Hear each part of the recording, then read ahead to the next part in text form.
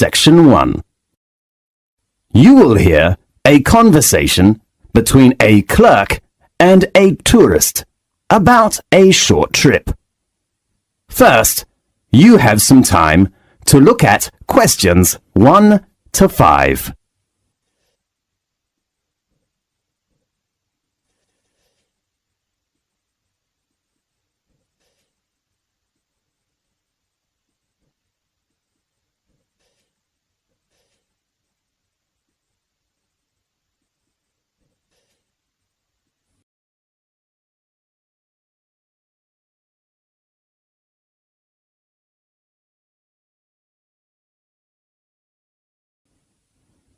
You will see there is an example that has been done for you.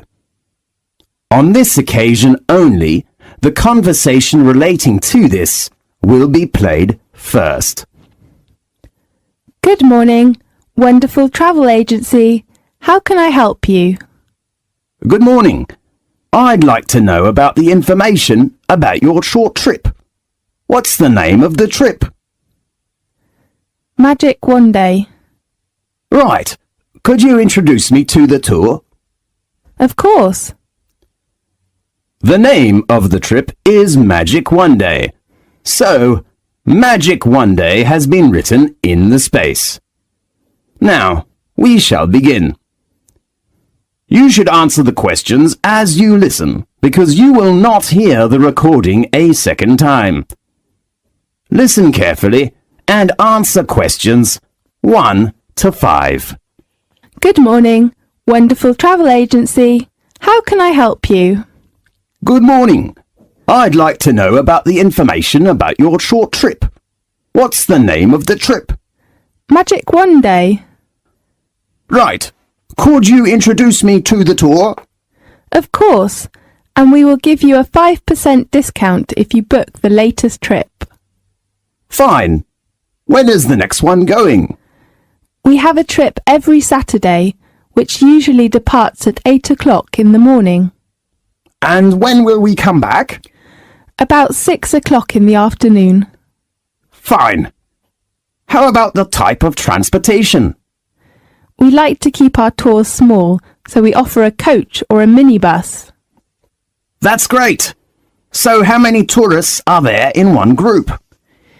Usually we take about 15 to 20 tourists, but you know, it is peak time now, so the number is up to 25 tourists.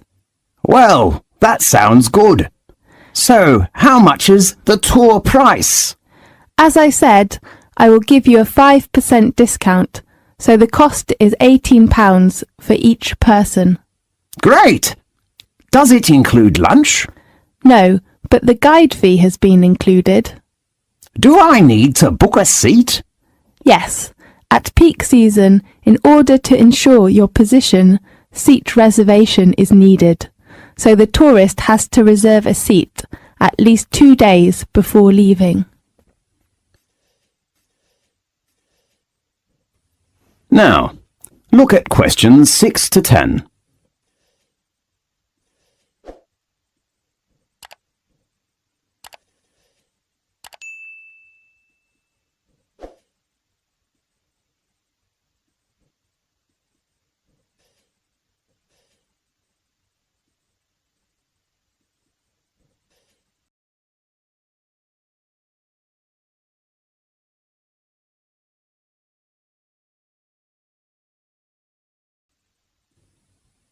Now, listen to the tape and answer the questions 6 to 10. OK, and how about the deposit? You don't need to pay any fees in advance. Fine. How about payment? Cash or credit card? Because we collect money just before departing, the only payment we accept is cash. Fine. I see. That's okay. And let me confirm you with your customer reference number. Fine. That is FC864. Right, I'll write it down. How about other things do you want to know? Yes. I'd like to know what attractions we will visit during the tour. Well, let me check the time schedule. We will start at 8 o'clock and will arrive at Edinburgh about 10 o'clock.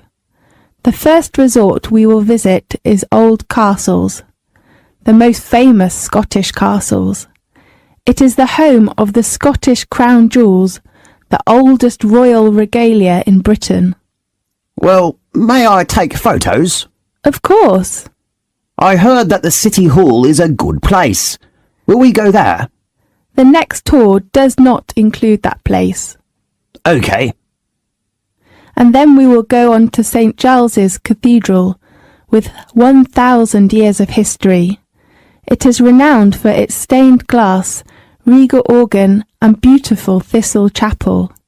Great. Is it near to the zoo? Yes. After lunch you will visit Royal Palace. It is a good place to know about royal family's life, but it has a rule with no photo. Right. But you can pick some souvenirs in the local handicraft shops close to the palace. Great. And about 4 o'clock we will get to the Seabird Centre. Do you mean the aquarium? No, they are different places. OK. Does it have an animal performance? Sure, you can appreciate the play of dolphin and sea lion. It sounds good. About 6 o'clock we will return. If you need other information, please read our tour booklet. Fine. Thank you very much. You're welcome. Goodbye. Goodbye. This is the end of section 1. You now have half a minute to check your answers.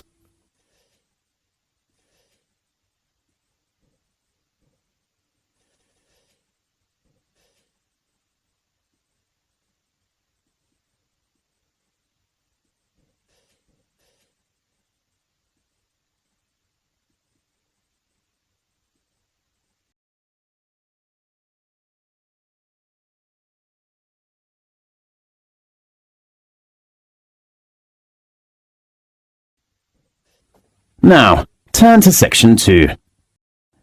Section 2.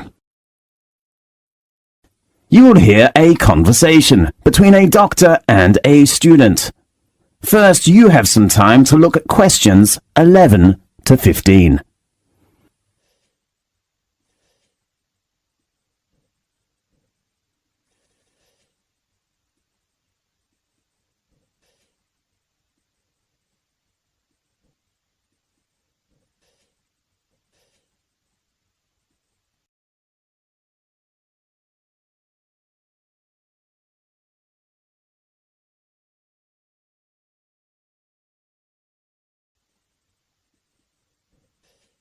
Now, listen carefully and answer questions 11 to 15. Good afternoon, Doctor. May I come in? Yes, come in.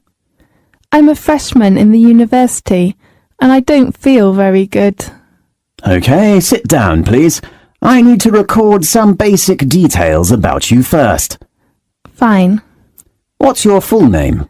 Mary Nixon. Is your surname spelt Nixon? That's right. Well, Mary, what's your major? I'm studying art. A good choice. Tell me your registered number. Registered number? Sorry, I'm not sure. Maybe... Did you bring your union card or library card? Yes, I brought it. OK, well, tell me the number on your card. It is MN0918. And your birthday? I was born on November 20th, 1987. Where are you from? I come from New York. Oh, we are from the same city. Really? Yes. Where do you live? Campus accommodation? Actually, I will move out from campus flat tomorrow. I rent a house in Northwest with 3 friends. Fine. Tell me your present address. It is 17th King Street. OK, and your contact number? 3678259. Right, now let's get some of your medical background. Okay. Have you ever had any serious illnesses or accidents? I got gastritis when I was in middle school. Did you have an operation? No, I just took medicine and had some injections. Anything else? No, nothing. Now, look at questions 16 to 20.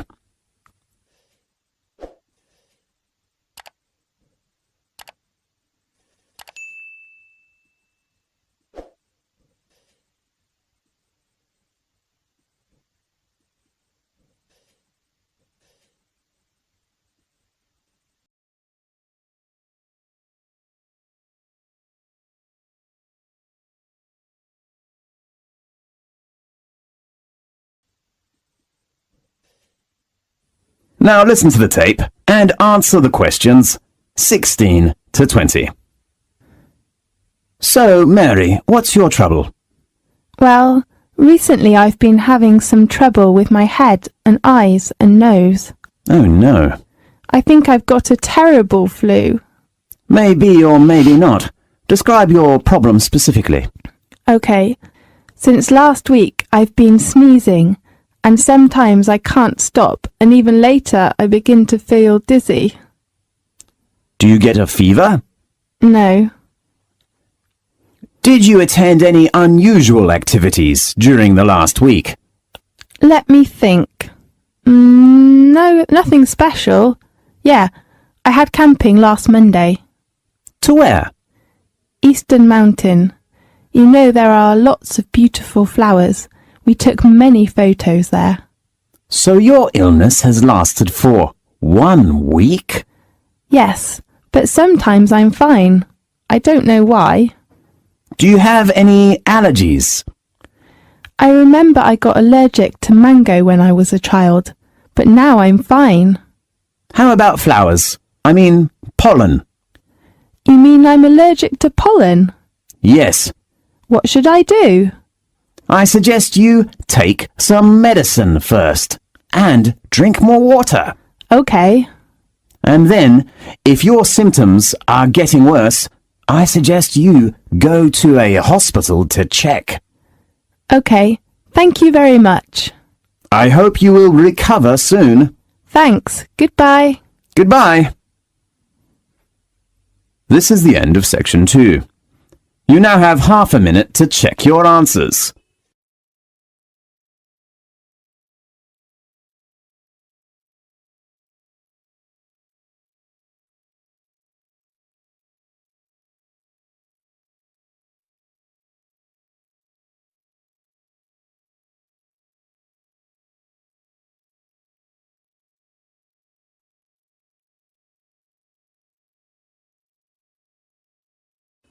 Now, turn to section 3. Section 3. You will hear a conversation between a new student and a lecturer. First, you have some time to look at questions 21 to 25.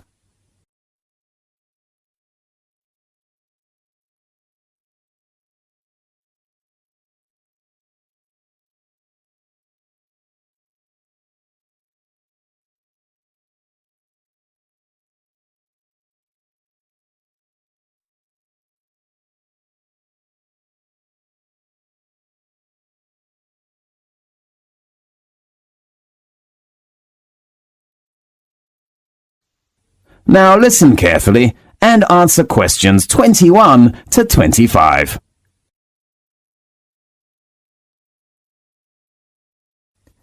Good morning. May I come in? Yes, come in, please. I'm a new student and I'm looking for the Office of Engineering faculty. Is this the right place? Yes, this is the Faculty of Engineering. How can I help you? I know there was an orientation meeting last Friday, but I didn't attend that meeting. So I'm wondering if someone could give me some information about, the campus life or course requirements or something like that. Yes, sit down, please. Where shall we begin? Firstly, how many lectures do I have to attend every week? You know, there are not too many lectures of postgraduate courses. Let me check. Oh, you have lectures on Monday, Wednesday, and Friday afternoon, from 2 p.m. to 4 p.m. How often do I have to attend seminars in a week? Well, there is only one group seminar on Thursday morning at 9 o'clock. You mean a group? Yes, How many people are there in one group? about 3 to 5. Fine. You will discuss about 20 minutes, and then the representative of your group will give a short presentation. A presentation? Right. Do all members in the group have a chance to give a presentation? Maybe. And then your subject advisor will give you a mark. A mark? Does that mean the representative's mark is all members' mark? That's right. How about attendance? The postgraduate attendance is only 70%, but a few students will be absent in our faculty. Fine. Should I choose the time? Because I have a part-time job. I am afraid not. You know, the postgraduate course is very intensive. We do not suggest that our students do any other jobs. Yes, I see. I will spend time on my course. Oh, how many modular courses are there in the coming academic year? You have 3 modular courses from September to June next year. Okay. Now, look at questions 26 to 30.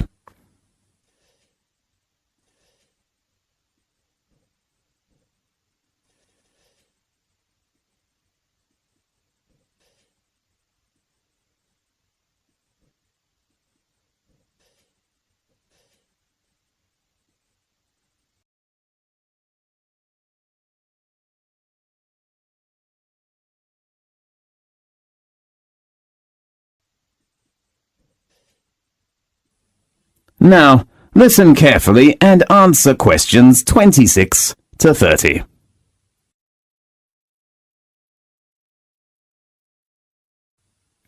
Anything else I can help you with? I'd like to know some information about the course assessment. Well, beside presentation, you will have an exam at the end of the term. An exam? What type of exam?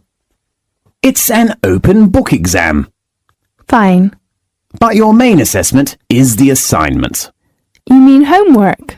Yes, you will have to write an assignment with 6,000 to 7,000 words every month. 6,000 to 7,000? Yes. Oh, how about the topic?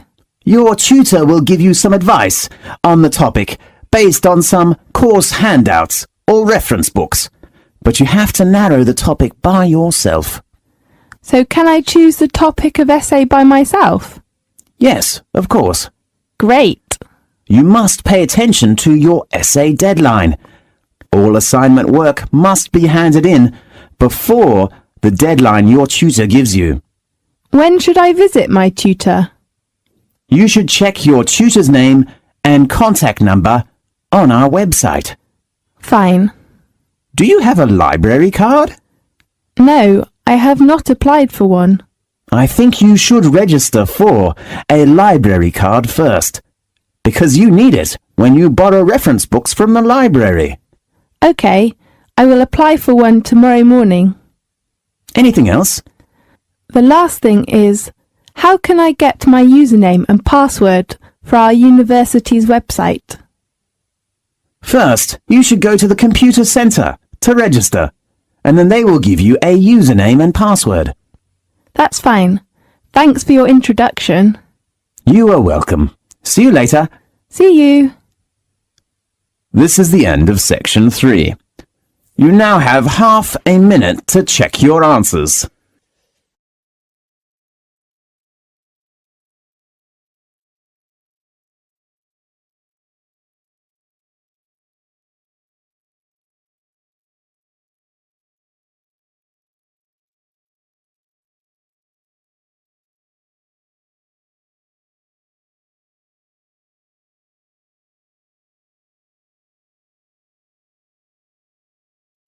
Now, turn to Section 4. Section 4. You will hear a lecture about an animal living in South America. First, you have some time to look at questions 31 to 40.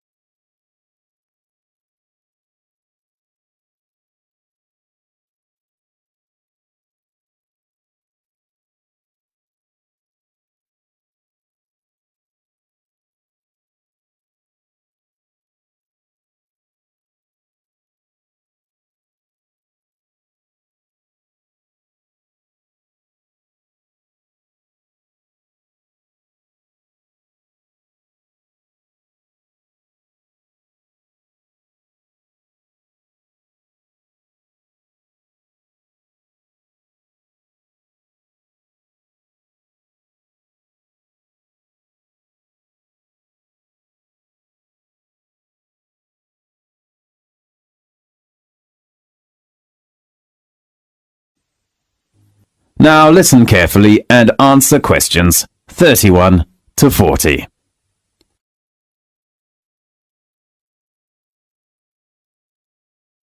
Welcome to Magic Animal Time. Today I'd like to give you an introduction to a magic animal called sloth. Native to Central and South American rainforests, the sloth is the slowest animal on Earth. It needs 12 seconds to finish one step, even slower than a tortoise. Algae grows on its brown, furry back because of its inactive lifestyle.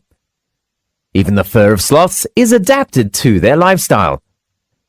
Sloths usually hang upside down, so their stiff, wiry fur grows differently from the coats of most mammals. Horses' hair, for example, grows from the back, so rainwater will run off. Below this tough top layer, a dense downy layer of hair provides additional protection from pesky insects.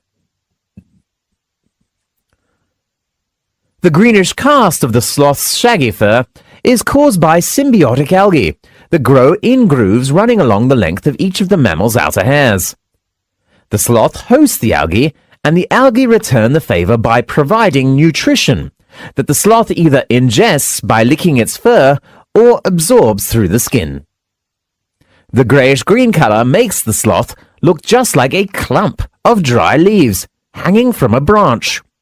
The perfect jungle camouflage. And the longer a sloth lives, the greener it gets.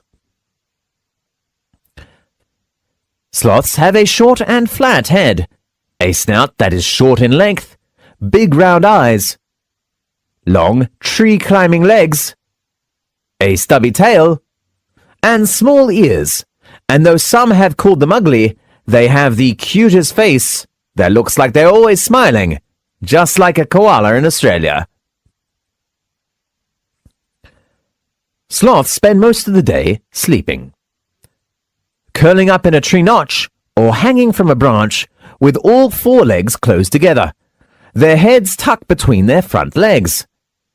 People seldom see them much move, even when they are awake. Only at feeding time, sloths move more slowly and carefully, hand over and through the treetops, searching for leaves, fruits, and twigs. They even mate and give birth while suspended from their long, curved claws. Sometimes a sloth will die, hanging upside down from a tree limb, and remain so after death until they decompose or are forcibly removed. Why do sloths have such an unusual lifestyle? It's the strategy they evolved to survive as tree-dwelling plant eaters in a place with many predators. Most domestic herbivores, such as cattle, horse, and sheep, graze all day long. Because they feed on nutrient-poor vegetation, they must eat almost constantly. Sloths are also classified as herbivores, and their diets are also low in nutrition. But rather than munching all day long, they have become masters at conserving energy.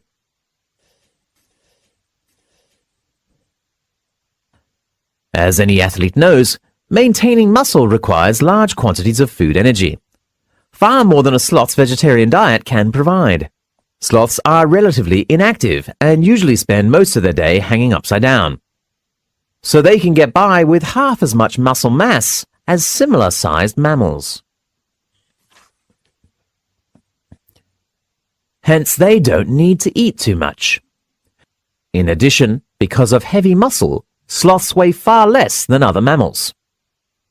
This makes it possible for them to climb on thin branches high in the tropical forest canopy, where they can more easily find food and avoid heftier predators. Keeping a high body temperature also takes energy. Sloths fulfill this need by maintaining a lower average body temperature than other mammals. Dogs, cats, horses, sheep and cows all have average body temperatures between about 100 and 103 Fahrenheit, but a sloth's average body temperature is about 93 degrees Fahrenheit. Equally important, a sloth's body temperature fluctuates with the surrounding temperature. Like snakes and frogs, which are cold-blooded creatures, a sloth's body temperature is highest on warm, sunny days, and lowest at night and on rainy days. Sometimes, a sloth takes a sun bath in the morning, warmed up. Then, during the hottest times of day, it hides in the shade so it won't overheat. During a 24-hour period, a sloth's body temperature may vary as much as 10 degrees Fahrenheit. If the body temperature of a person, a cat, or a dog varies just 5 degrees Fahrenheit, it can be life-threatening. Because sloths have difficulty moving over land, they spend most of their time in the trees. They can get just about everything they need high above the forest floor, even water, which comes from eating juicy leaves and licking up drops of morning dew. Short bursts of feeding, followed by long periods of inactivity, make sloths less vulnerable to large raptors, such as harpy eagles, and other carnivores, such as ocelots. As long as sloths remain perfectly quiet and still, they're nearly impossible to detect. At feeding time, a sloth reaches out, grabs an overhead branch with its flexible feet, and tugs until the food is within reach of its long tongue. After pulling the vegetation into its mouth, the sloth clips the leaves with its hard, tough lips and slowly grinds them with a large, peg-like teeth. A sloth digests its food just as it does everything else, very slowly. People usually digest their food in about a day, but sloths can take about a month to finish the process. As soon as a sloth swallows a mouthful of pulverized plants, the bacteria in its stomach and intestines begin breaking down the food. It takes many hours for the bacteria to digest the tough plant material that makes up a sloth's diet. Only then can the sloth absorb the nutrients it needs to live and grow. So, do you have a new understanding about the slow but not lazy animal? Next week, we will talk about... This is the end of section 4. You now have half a minute to check your answers.